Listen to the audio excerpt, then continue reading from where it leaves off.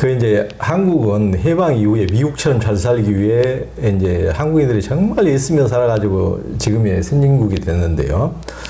힘들게 살던 시절엔 밤잠 안 자고 일하는 근면과 성실로 또는 신앙심으로 극복하며 이제 살기도 했는데 경제적으로 많이 나아진 한국에서 지금 이제 자살률이나 우울증 등이 심각할 정도거든요. 네. 이제 이런 빈민가에서 살아가는 흑인들보다도 한국인의 평균적인 처지가 어떻게 보면 더 훨씬 나아 보이는데도 심리적으로 힘든 상황에 놓인 경우가 많은데 미국과 한국을 오가는 목사님 보시기에는 한국인들의 그런 심리적인 고통을 어떻게 보시고 무엇이 문제라고 보시고 이를 극복하기 위해서 해주실 혹시 조언이 있으십니까? 한국은 상대적 박탈감이 훨씬 큰 것 같습니다. 네, 그러니까 뭐 예를 들어서 저희 동네 같은 경우는 저희 동네 아이들이 저희 동네 바깥을 잘 나갈 기회가 없습니다. 그래서 그냥 비교 대상이 우리 동네에서 조금 잘 사는 집, 그리고 아니면 뭐 우리보다 좀 더 못 사는 집 이 정도인 것 같아요.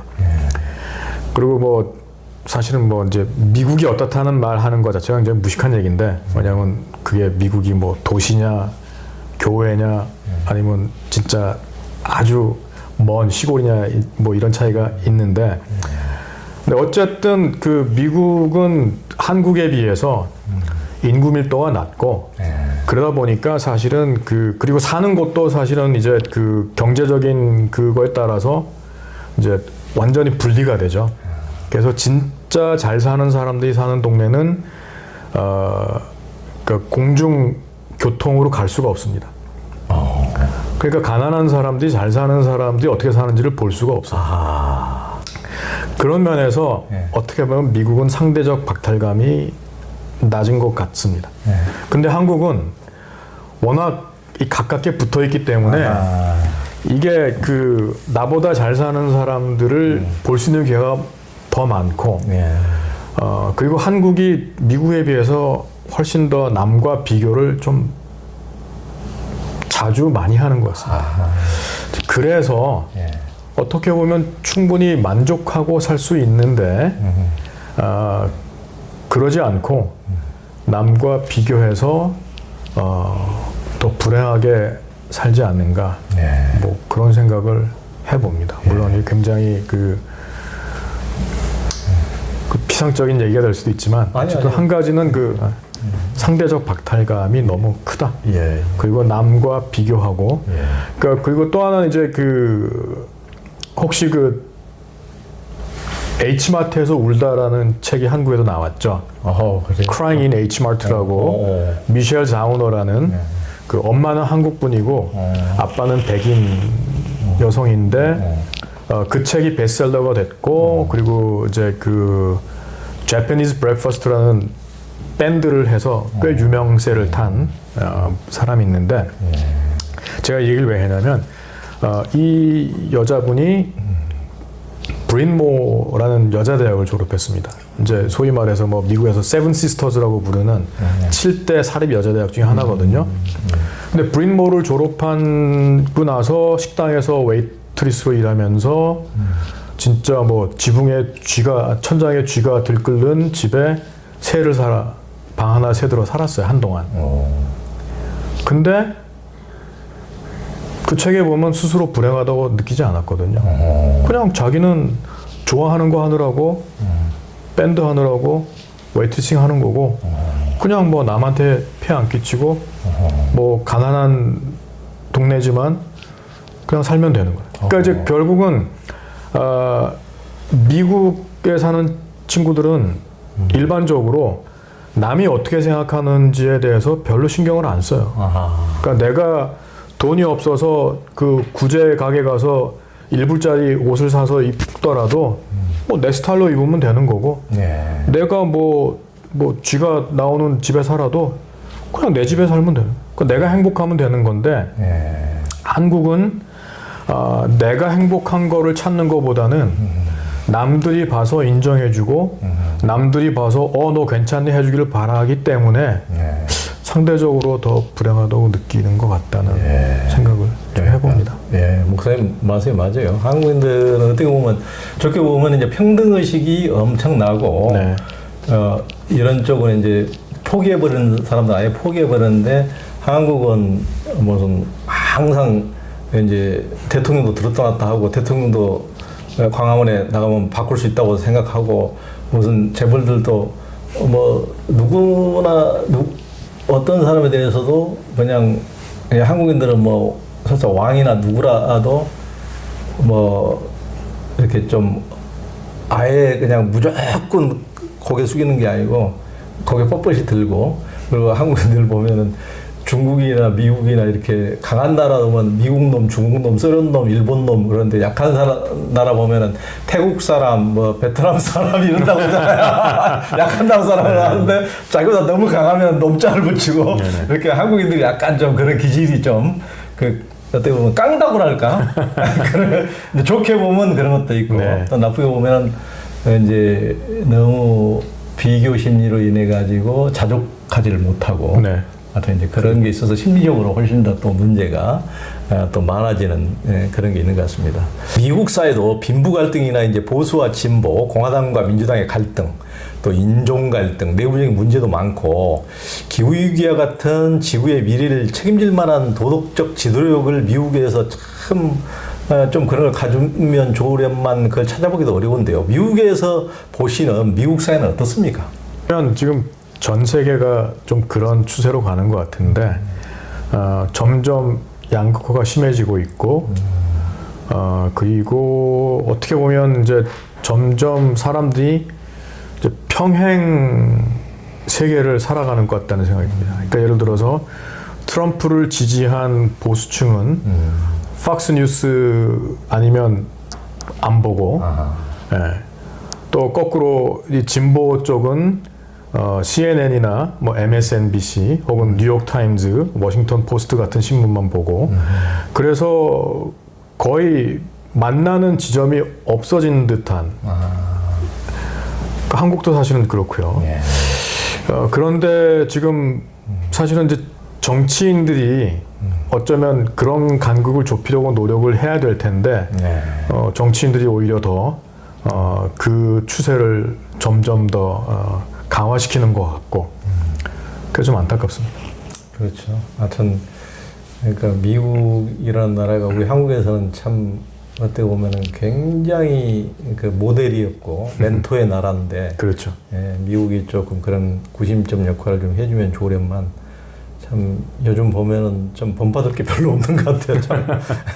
한국 개신교의 신앙의 조국은 유대 땅이라기보다는 이제 미국인 듯한 인상이 실은 강하지 않습니까? 네. 근데 미국 선교사들이 이제 한국에 와가지고 초기 기독교 사회에서는 굉장히 이제 큰 역할을 했죠. 전 세계에서도 가장 이제 보수적이고 근본주의적 경향이 또 한국에 또 있는 또 그런 것도 미국 보수 기독교가 그대로 이식된 때문이라고 보기도 하는데요.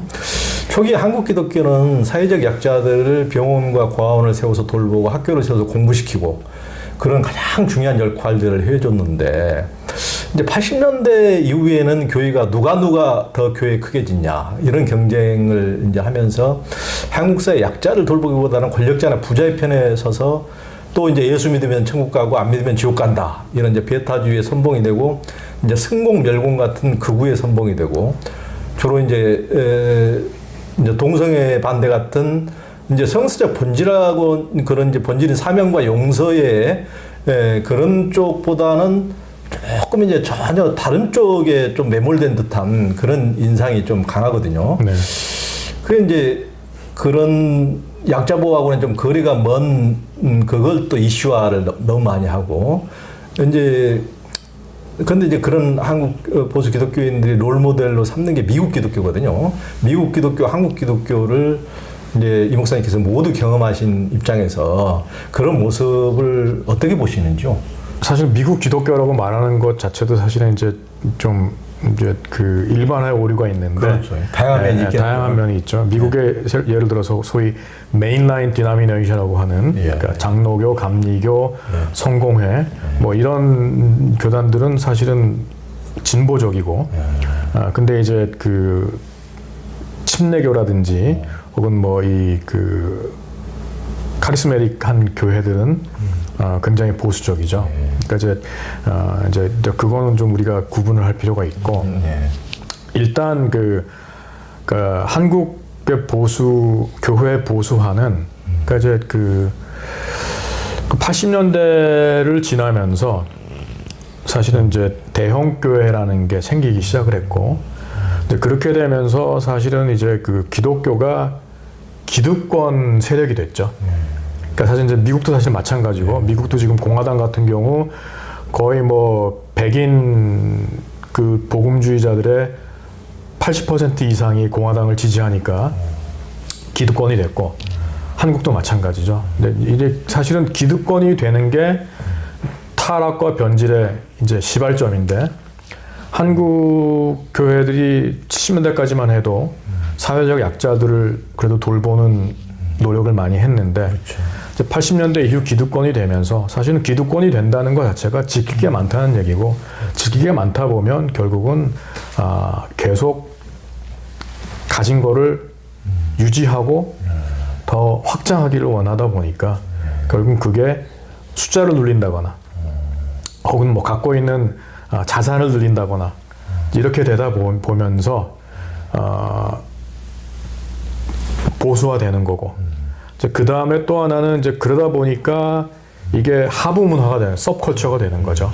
그래서 전에는 사실은 이제 그 교회 바깥에 있는 사람들이 교회에 대해서 뭐라고 얘기하는지에 관심을 가졌고 그리고 거기에 대해서 신경을 많이 썼는데 이제는 기득권이 되다 보니까 뭐 니들은 떠들어라. 그렇죠. 우리는 우리 길을 가겠다. 네. 그래서 뭐라고 해도 그냥 우리끼리 해도 어떻게 보면 헌금 줄지 않고 뭐 교인들 줄지 않으니까 이제 잘못된 의미에서 마이웨이를 부르면서 그냥 가는 거죠.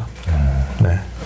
그러니까 교회도 이제 큰 교회로 쏠림 현상이 많고 그런데 이제 방금 그런 식으로 굉장히 이제 기독교의 코어와 일반 국민들이 괴리감은 갈수록 이제 커지고 또 말이 잘 안 통하고 마이웨이 길을 가면서 그러니까 이제 뭐 골목길의 작은 교회들은 다 너무 힘들어지고 그런데도 큰 교회들의 그런 쏠림 현상은 이제 강하니까 그 사람들은 마이웨이는 더욱더 공고해지고 그렇죠. 그러니까 이제 전체 교회적으로는 굉장히 마이너스인데도 불구하고 그 소수는 전혀 그것과 상관없는 거죠. 뭐 마이너스가 되든 네, 말든 나하고는 별로 상관없는 거니까 우리 교회에는 큰 지장이 없고. 그렇죠. 네. 참 그런 게 참 큰 문제인 것 같습니다. 그리고 이제 그렇지 않아도 방금 도착하자마자 목사님께서 여기 이제 성공의 교회를 이제 보이셨는데 그거 굉장히 인상적이었어요. 좀 설명 좀 해주시죠. 거기에 100년 넘은 그 교회에 굉장히 어떻게 보면 소외받는 흑인들이나 빈민들의 입장에서 그러니까 그들이 본 성경을 엄청난 우리 한국에 보면은 뭐 명동성당이나 대한성공회 성당 주기자 성당보다 더 엄청난 교회 건물에다가 안에 내부 그런 성경을 흑인들의 입장에서 해석한 것을 벽으로 다 이제 그림으로 쳐놔가지고 너무 이제 어떻게 보면 충격적이기도 하는데 그런 좀 설명 좀 해주시죠. 네, 그 교회가 이제 저희 동네 교회인데 예. Church of the Advocate이라는 성공회인데 거기 이제 전에 계시던 목사님이 폴 워싱턴이라는 분입니다. 그러니까 미국 성공회에서 최초로 안수받은 흑인 목사님이셨고 60년대 70년대 흑인 민권운동 때 굉장히 중요한 역할을 하셨죠. 그래서 그때 이제 70년대 초반에 필라델피아에 있는 2명의 흑인 화가들에게 30대 흑인 남성으로서 그리고 민권운동의 질풍노도를 지난 그들의 경험을 살려서 자신들이 성경에서 받은 영감을 이미지로 그려서 그래서 2명이 이제 그림을 그렸죠. 그 결과가 좀 전에 보신 정말 충격적인 그림들입니다. 그러니까 우리는 아무나 성경을 그러니까 뭐 예전부터 그랬죠. 예수님 저를 팔레스타인으로 우리 어떻게 보면 아시아 중동뿐인데 백인으로만 늘 생각하고 그렇죠. 백인의 입장에서 늘 또 제국의 입장에서 로마 제국 때부터 그러니까 그런 가진 자 그런 입장에서만 성경을 하는데 진짜 성경을 보면 예수님은 전혀 그런 거하고는 그런 제국이라든가 부자라든가 사냥꾼이라든가 노예 사냥꾼이라든가 예를 들면 그 장사꾼이라든가 이런 편일 수가 없는 분이잖아요. 그러니까 그렇죠. 예. 그 이후로 어떻게 보면은 성경이 어떻게 보면 왜곡된 공인된 이후에 1700년 동안 성경 왜곡의 역사가 어떻게 보면은 라고 볼 수가 있는데 거기를 왜곡을 정면으로 깨는 듯한 그렇죠. 이제 그 그림들을 보고 참 충격을 받았는데요. 네. 그러니까 목사님께서 딱 이제 그것을 이 동네에서 그들이 느낀 성서를 적나라하게 이렇게 보이셨습니다. 그 이제 목사님께서 보시기에는 오늘날 크리스천의 사명은 무엇일까요? 우리가 너무나 잘 아는 그 요한복음 3장 16절에 보면 그 하나님이 세상을 이처럼 사랑하사 그랬거든요. 그러니까 이제 그 이처럼이란 말이 사실은 조금 그 번역이 좀 뭐 적절하지 않은 것 같은데 영어로는 For God so loved the world거든요. 하나님이 세상을 정말 사랑하셨다는 거예요. 그래서 독생자 예수를 보내셨거든요. 그러면 과연 지금 2023년에 우리 그리스도인들이 하나님이 그러셨듯이 세상을 정말 사랑한다는 게 뭘까? 그러면 분명히 답이 나올 것 같아요. 그러니까 세상에 고통당하는 사람들, 세상에 신음이 들리는 곳들, 단순히 뭐 가자뿐만 아니라 지금 환경계가 신음하고 있죠. 지금 뭐 바다가 썩어가고 있고 그 열대 우림이 없어지고 있고 생물의 그 종들이 사라지고 있습니다. 갈라진 남북 관계에서 아직도 고통당하는 사람도 있고 경제적으로 어려워서 북한을 떠나서 지금 뭐 동남아를 헤매는 사람들이 있고 지금 전 세계적으로 몇 천만 명이 난민이 돼서 지금 떠돌고 있습니다. 북아프리카에서 이태리 바닷가로 가다가 배가 뒤집혀서 사람이 죽은 거는 더 이상 뉴스가 되지가 않고 있어요. 그렇다면 크리스천의 사명이 뭔지는 뭐 나올 것 같아요. 그러니까 하나님이 세상을 그처럼 사랑했듯이 우리도 그런 세상을 부여안고 우는 사람과 같이 울고 배고픈 사람에게 밥 먹여주고 아픈 사람 치료해주고 집 없는 사람에게 그들이 따뜻하게 잘 수 있는 공간을 마련해주고 그거죠. 그럴 때 사람들은 하나님이 정말 나를 사랑하는구나라고 느낄 수 있을 것 같아요. 실제로 제가 20년 동안 캠프를 하면서 경험한 게 그거고. 그러니까. 네. 근데 저도 이제 종교 전문 기자를 수십 년 동안 이렇게 하다 보면은 이렇게 그런 것을 왜곡하고 이끄는 이제 그런 종교 지도자라든가 이런 분들도 문제지만은 그러니까 사람들의 인식이 이를테면 크리스찬들의 인식 여기 성경책을 읽어보면은 진짜 그렇게 살고 약자들을 위해 살고 그런 분들을 좀 돕고 그런 분들하고 같이 이렇게 그런 분들이 제대로 일을 할 수 있도록 좀 돕고 이렇게 하면 좋을 텐데 그냥 그 큰 교회 목사님 이런 분들한테만 이렇게 헌금하고 정말 귀중하게 더 약자를 위해서 쓰여야 될 것을 제가 얘기 듣기로는 강남의 큰 교회는 어떤 분한테 제가 아는 분이거든요. 한 달에 3천만 원 내봐야 목사님 기억도 안 해준다 그 정도 돼가지고는 기억도 못 한다고 그러더라고요. 충분히 그럴 수 있죠. 그러니까 야 그 3천만 원이면 여기에 이 동네 여기 노스 센트럴에 오면 이게 엄청난 일을 할 것 같은데. 그러니까 일반 그 크리스찬들의 이를테면 신앙이랄까 이게 그것도 애곡된 게 굉장히 크구나 이런 생각이 많이 들거든요. 네. 그러니까 이게 막 이렇게 이제 큰 교회 가면은 계속 그런 쪽으로 이렇게 이제 한쪽에 편향된 설교만 듣다 보면은 정말 성경은 이제 어디로 가버리고 그러니까 약자를 위해서 사는 또 사랑과 용서 이런 것들으로 가버리고 자기도 모르게 굉장히 성경과 다른 쪽에 같이 편을 들어주고 손을 뒤에 따라서 힘을 보태주고 오히려 어떻게 보면 만몬에 힘을 보태주고 오히려 이제 갈등을 더 부채질하고 또 이런 쪽이 되어버리는 게 아닌가 하는 느낌도 들거든요. 네, 그런 것도 있고 또 하나는 이제 그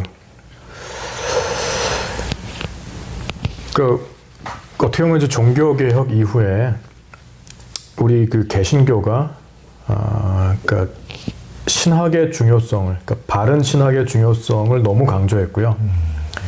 이제 그 전통이 이어지면서 이제 최근에는 그러니까 거대 담론에 너무 우리가 익숙해진 것 같아요.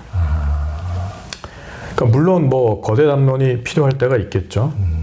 그런데 사실은 신앙생활이라는 거는 예수님이 말씀하셨듯이 내가 지극히 작은 일에 충성했으니 내가 더 큰 일을 맡기겠다거든요. 근데 우리가 너무 더 큰 일에만 주목을 하다 보니까 이 지극히 작은 일, 그러니까 소위 카톨릭 쪽에서 말하는 일상의 영성에 대해서 우리가 너무 관심을 안 기울인 것 같아요. 그러니까 사실은 그냥 식당에 가서 나한테 김치를 가져다 주는 중국 동포 혹은 요새는 뭐 동남아에서 온 이 종업원 그에게 친절하게 한마디 하는 거. 손님은 많고 지금 일하는 사람은 없어서 내가 김치 갖다 달라 그랬는데 5분이 지나도 안 가져오는 거를 좀 이해를 해주고 힘들겠구나 해야 되는데 나의 권리가 중요하기 때문에 아니 5분 전에 김치 갖다 대 왜 안 갖다 주세요라고 그러니까 사실은 그게 영성이거든요. 반성합니다. 그러니까 우리 그리스도인들이 그런 뭐 거창하고 뭐 그런 큰 선정주의에 너무 지금 함몰이 돼 있는데 그런 거 말고 그냥 내가 일상에서 내 이웃에게 친절하고 층간소음 있을 때 좀 내가 좀 참고 그러한 일상의 영성을 실천하다 보면 사실은 그런 것들이 쌓여서 큰 일이 일어나는 건데 우리는 지금 너무 이렇게 큰 거창한 대단한 남들이 들었을 때 우와 할 이런 거에만 가 있는 것 같아요. 근데 예수님 말씀하셨지만 일상의 영성이 없는 사람은 절대로 못 하거든요. 어떻게 보면 이제 우리가 너무 지금 사상 누각을 쌓아왔고 거기에만 집중하는 거가 아닌가 좀 그런 염려가 됩니다. 그렇죠. 그러니까 예수님도 실제 현실의 삶을 사셨던 분이고 그 삶 속에서 늘 약자 또 고통받는 사람들을 이렇게 보듬어주고 또 그 사람들 또 편들어주고 남이 돌 던진다 그러면 니들은 돌 안 맞을 사람이 있느냐 하여튼 그렇게 그렇죠. 다 보호해주고 안아주고 전부 다 일상 삶에서 다 그랬는데 우리는 뭐 너무 이제 뭐 맨날 천국 지옥 뭐 일상 삶은 내팽개치고 좀 그런 쪽에 매몰되는 그렇죠. 이제 그런 측면이 많이 있죠. 그런데 예전에 지금 커뮤니티 센터 기능을 한 곳이 여기 이 동네에서 있었지 않습니까? 그 아예 한 번도 없었습니까? 예전에 그 목사님께서 뭘 빌려서 하시던가 뭐 아니요 그런 적은 없었고요. 그러니까 그런 것을 모색에 올려다가 그때까지 그렇죠. 못하셨고 못했죠. 이거 참 그러니까 목사님께서 이런 일들을 귀중한 일을 하는데 이런 일에는 조금 아직도 힘이 안 모아지는 게 너무 안타깝네요. 이런 귀중한 사역을 하는데 이런 조그만 커뮤니티 센터라도 있으면 얼마나 여기 이 빈민들에게 굉장히 혜택이 돌아가고, 여기에서 이 동네에서 사는 사람들 어떻게 보면은 그 한국의 그 웬만하면 못 사는 동네보다도 훨씬 더 이 동네가 더 소외되고 차별 속에 사는 사람들이 대부분이기 때문에 이런 데서 조금 그런 커뮤니티 센터가 좀 생겨서 목사님이 좀 그런 일을 할 수 있는 게 좀 뒷받침되면 얼마나 좋을까 이런 생각이 듭니다. 그리고 목사님께서 살면서 마음속으로 멘토로 삼고 계신 분이나 가슴속에 담아두며 되새기는 혹시 글귀가 있습니까? 글쎄요, 뭐 제가 특별히 뭐 멘토라고 할 만한 분은 특별히 안 계신 것 같고요. 그러니까 뭐 제가 워낙 그 어렸을 때부터 책을 많이 읽어서 뭐 이제 그런 책을 통해서 많은 스승들이 있었고요. 예를 들어서 이제 저한테 굉장히 그 중요한 계기가 됐던 것 중에 하나가 이제 제가 중학교 때 그 에릭 프롬 소유냐 삶이냐.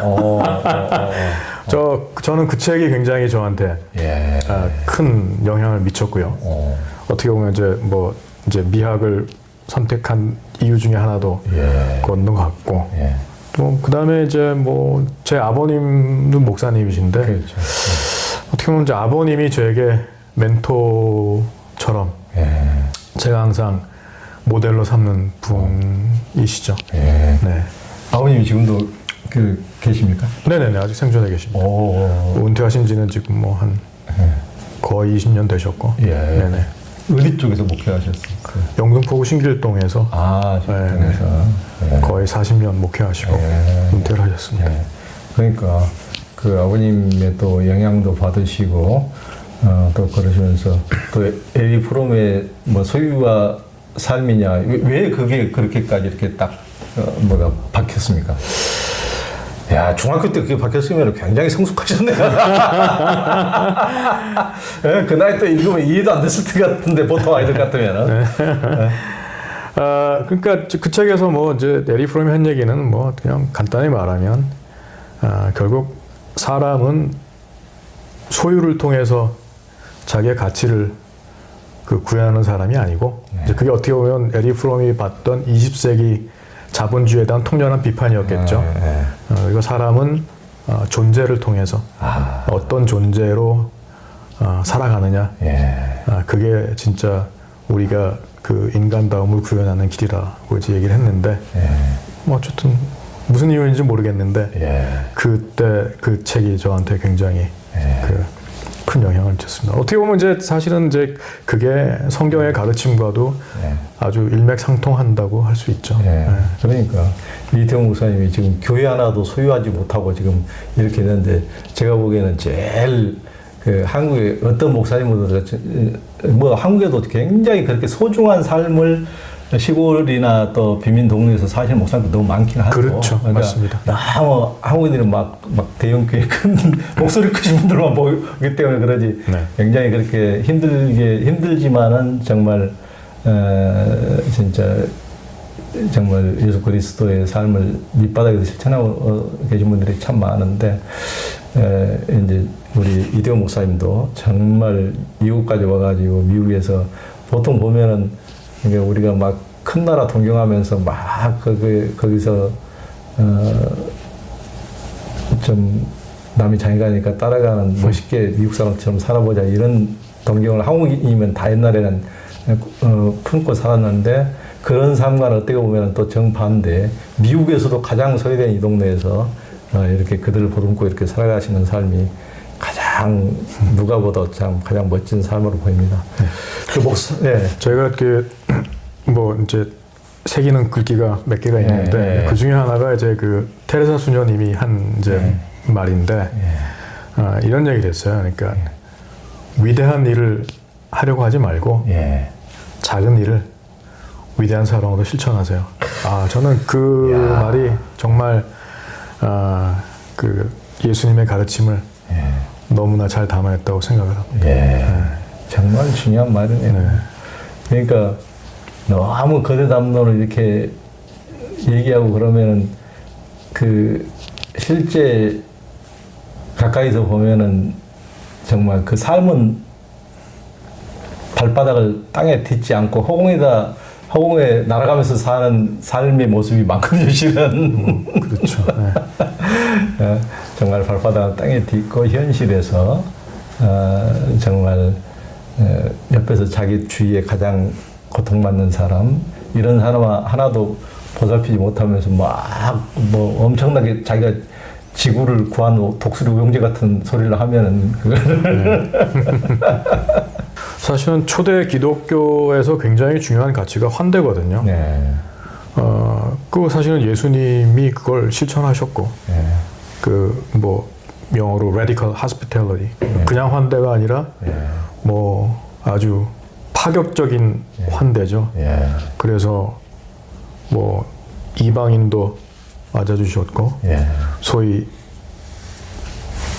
몸을 파는 여성들도 예수님이 만나주셨고, 그러니까 그게 어떤 사회적인 금기 혹은 뭐 그래도 당신이 스승 노릇을 하려면은 이런 사람들과 어울리면 안 되지 하는 거를 다 깨셨거든요. 그러니까 그런 파격적인 환대가 사람들로 하여금 내가 정말 이 사람한테는 온전한 인간으로 대접을 받는구나라고 느꼈는데, 그렇다면 이제 오늘날 교회들이 어떤 점에서 고민해야 될지를 좀 알 수 있겠죠. 그렇죠. 우리는 과연 그런 파격적인 환대를 일상에서 실천하고 있는가? 아니면 오히려 다시 담을 쌓고 벽을 지어서 너는 뭐다, 당신은 오지 마 이러고 있나? 그러니까 뭐 저희 동네 아이들이 어쨌든 꿈을 갖고 좀 더 나은 삶을 살 수 있으면 좋을 것 같고, 그러니까 뭐 이미 좀 이루어지고 있으니까 감사한 거고요. 네. 그러니까 아까도 이제 목사님하고 이렇게 보는 애들, 제가 보는 애들 중에서도 진짜 가장 해맑은 모습이었어요, 아까 애들이. 그러니까 우리 목사님하고 이렇게 같이 이렇게 어울리는 거 보니까 너무 좋더라고요. 애들이 이제 저런 애들이 이렇게 밖에 나가서 또 차별을 경험하고 서러운 일을 경험하면 원한이 쌓여가지고 또 세상에 보복하고 나도 깽단이나 돼버릴까 이럴까봐 너무 가슴이 아픈데, 이제 그렇지 않도록 이렇게 이제 목사님이 환대해주고 꿈을 갖고 이제 제대로 삶을 살아갈 수 있도록 이제 해주는 분들이 좀 주변에서 많아져야 저 그렇죠. 예쁜 아이들이 진짜 우리 옆에서 세상에 어떻게 보면은 이제 악에 동조하지 않고 선에 동조하는 삶으로 그렇죠. 맞습니다. 되는 게 세상이 뭐 좋아지고 그것이 세상이 구원되는 것이지. 구원 하루에다 되고 그게 아니고 현실에서 이렇게 그럼요. 이렇게 그 얘들을 구원해 줘야 진짜 구원이 되는 것이지. 참 그래서 이 주변이 참 맑아지고, 그리고 이 집도 참 목사님의 그런 좋은 기운만큼이나 이 집에서도 좋은 기운, 또 이 빈민가의 한 가운데 있는데도 이 골목도 정말 그런 느낌으로 부링부링하니 좋더라고요.